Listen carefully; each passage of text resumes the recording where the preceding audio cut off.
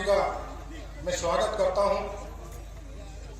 यह ऐतिहासिक पल जिसमें आदरणीय मुख्यमंत्री जी आए हैं, मैं उनका आभार व्यक्त करता हूं। चौधरी अजीत सिंह जी की प्रतिमा अनावरण, ये क्षण बहुत भावुक करने वाला हमारे लिए है। चौधरी साहब के बारे में जो कहा जाए वो कम है। वो सादगी और ईमानदारी की मिसाल थे। अपने कार्यकर्ताओं से परिवार की तरह मिलते थे।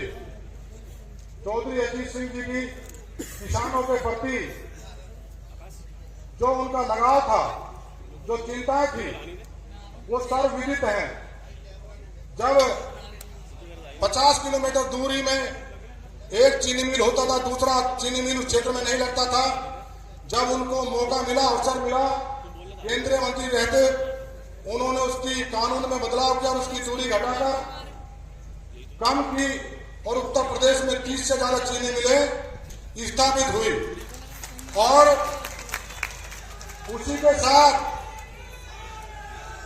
मैं समझ रहा हूं आपकी भावनाएं।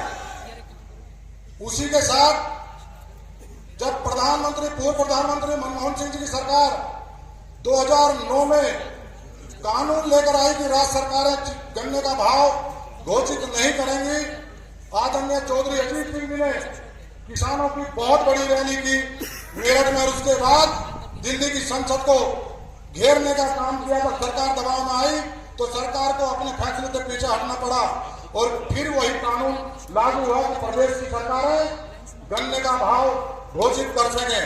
यही काम जो डीजल और पेट्रोल में एथनॉल मिलाने का, शामिल करने का काम, वो भी आदरणीय चौधरी अजीत सिंह जी ने किया। मैं समझ रहा हूं आपकी भावनाएं। आदरणीय मुख्यमंत्री जी, मैं इसलिए आग्रह कर रहा हूं आपसे, जो हमारे सामने आज बैठे क्षेत्र के तमाम लोग, प्रदेश का गन्ना मूल्य हो चाहे गन्ने का भुगतान, जितना काम आदरणीय मुख्यमंत्री जी ने किया है, गन्ने के भुगतान में चीनी मिलों पर लगाम कसी गई है। 1-2 चीनी मिल है वो मुख्यमंत्री जी के रडार पर है। जो गन्ने का किसान आज परेशान है, जिनको गन्ने के भुगतान में विलंब हो रहा है, मुख्यमंत्री जी उन चीनी मिलों पर भी लगाम कसने वाले, वो भी मुख्यमंत्री जी के रडार पर है कि मुख्यमंत्री जी के रहते किसानों का अहित इस प्रदेश में नहीं हो सकता। मैं ये आग्रह करूंगा, गन्ने के हमारे जो किसान है, वो मैं समझ रहा हूं कि गन्ने भुगतान के बारे में चिंतित है, लेकिन मुख्यमंत्री जी के रहते आपको चिंता करने की कोई जरूरत नहीं है। गन्ने का भुगतान होगा, समय पर होगा।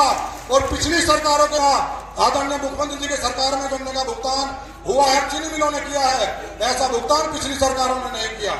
मैं आदरणीय चौधरी अजीत सिंह जी, वो हमेशा जो खराब तबके के लोग थे, जो समाज में भय फैलाने का काम करते थे, हमेशा उनका विरोध करते थे। मैं आदरणीय मुख्यमंत्री जी का धन्यवाद करता हूं। उत्तर प्रदेश की कानून व्यवस्था आज पूरे हिंदुस्तान में उत्तर प्रदेश कानून व्यवस्था की मिसाल दी जाती है। ये आदरणीय योगी आदित्यनाथ जी ने उत्तर प्रदेश में करके दिखाया है। आज गुंडे, माफिया, अपराधी या तो जेल में, जेल से बाहर आना नहीं चाहते, इतना डर उनके अंदर है। और जो भ्रष्टाचारी हैं वो थर-थर कांपते हैं। उनको डर लगता है अगर भ्रष्टाचार करेंगे तो कहीं ना कहीं महाराज जी बकसने वाले नहीं है।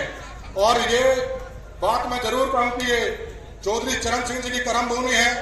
आदरणीय हमारे प्रेरणा स्रोत चौधरी अजीत सिंह जी, जिनकी हम आज प्रतिमा का अनावरण हुआ है, उनको हम याद कर रहे हैं, हमारे दिलों में है, कभी दिलों से बाहर नहीं जा सकते। ये बागपत लोकसभा क्षेत्र और बागपत जनपद, पूरे उत्तर प्रदेश का विकास आदरणीय, आज हमारा प्रदेश उत्तर प्रदेश नहीं उत्तम प्रदेश है।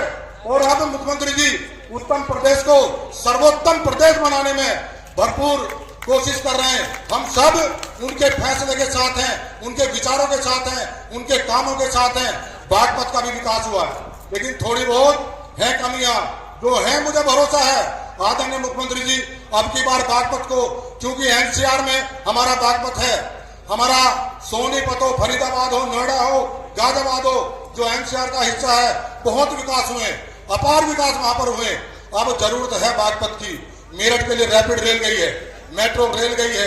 दिल्ली में नौकरी कारोबार करने वाले लोग अब दिल्ली से मेरठ की तरफ दौड़ रहे हैं, वहां पर मकान आवास बना रहे हैं। अब बागपत में जरूरत है।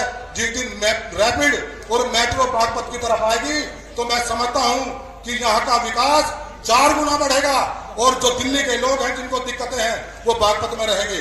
बागपत में कोई टाउनशिप नहीं है। यहाँ के किसान अपने बच्चों को पढ़ाने के लिए वो दूसरे शहरों में जाकर किराए पर मकान लेकर बच्चों को पढ़ा रहे हैं। यहाँ अच्छे शिक्षा के इंस्टीट्यूशन की जरूरत है। मुख्यमंत्री जी की अपना प्रयास है, मुख्यमंत्री जी इस बारे में विचार कर रहे हैं कि बागपत में भी टाउनशिप हो और यहाँ के नौजवान को यहाँ रोजगार मिले।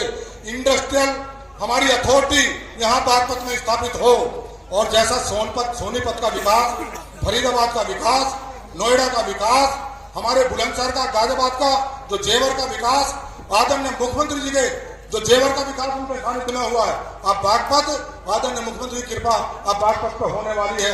आप चिंता मत करो, गन्ने का भुगतान भी समय पर होगा, आपके यहाँ नौजवानों को रोजगार भी मिलेगा।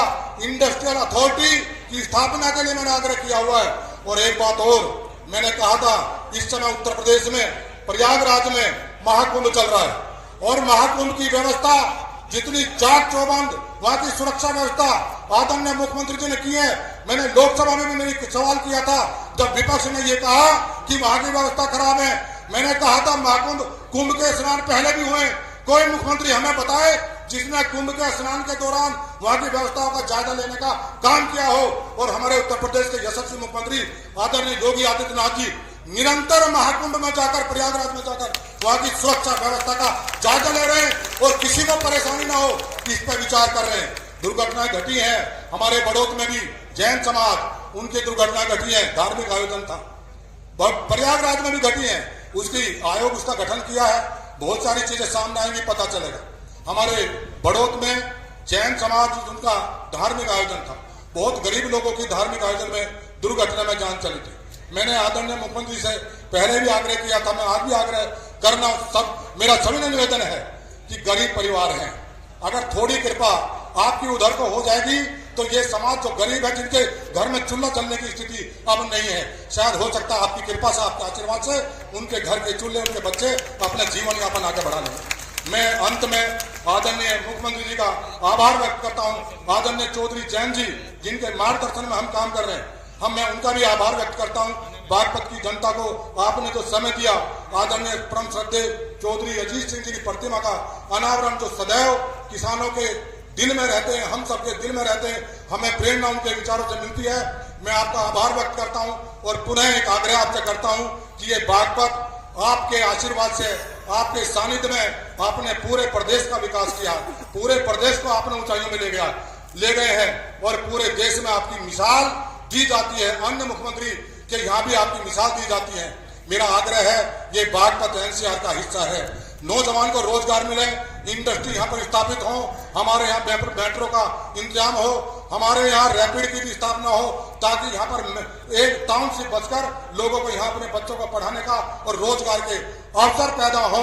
हमारे यहाँ बड़ा अस्पताल नहीं है कोई भी, आपने मेडिकल कॉलेज दिया, मैं आपका धन्यवाद देता हूँ, आपका आभार व्यक्त करता हूँ। हमारे यहाँ चिकित्सा की कोई सुविधाएं ऐसी नहीं थी जो बड़ी दुर्घटना हो जाए, किसी का उपचार सही तरीके से हो जाए, लेकिन आपने बागपत की जनता के लिए जो आपने मेडिकल कॉलेज की घोषणा की है, मेडिकल कॉलेज आपने दिया, मैं आपका आभारी हूं, उसके लिए मैं आपका धन्यवाद व्यक्त करता हूं। और मैं आग्रह करता हूं, जहां पर एक ट्रॉमा सेंटर टियर 2 जिसमें सारी चिकित्सा की सुविधाएं हों, अगर आपकी कृपा से वो होगा तो मुझे लगता है कि यहाँ की जनता को दिल्ली, नोएडा, गाजियाबाद दौड़ना नहीं पड़ेगा इलाज के लिए, सबको समुचित इलाज मिलेगा। बहुत बहुत धन्यवाद। मैं आप सबका आभारी और आदरणीय मुख्यमंत्री जी आदरणीय चौधरी जैन जी का और मंच पर बैठे तमाम नेतागणों का बहुत बहुत आभारी हूँ। आपने मेरे क्षेत्र में आकर मुझे आशीर्वाद दिया, आदरणीय मुख्यमंत्री जी ने मुझे चुनाव में भी आशीर्वाद दिया, बिना 1 रुपया खर्च करे मुझे सांसद बनाने का आदरणीय मुख्यमंत्री और जैन चौधरी जी ने जो मुझे आशीर्वाद दिया, मैं पुनः आपका बहुत बहुत आभारी हूँ। धन्यवाद।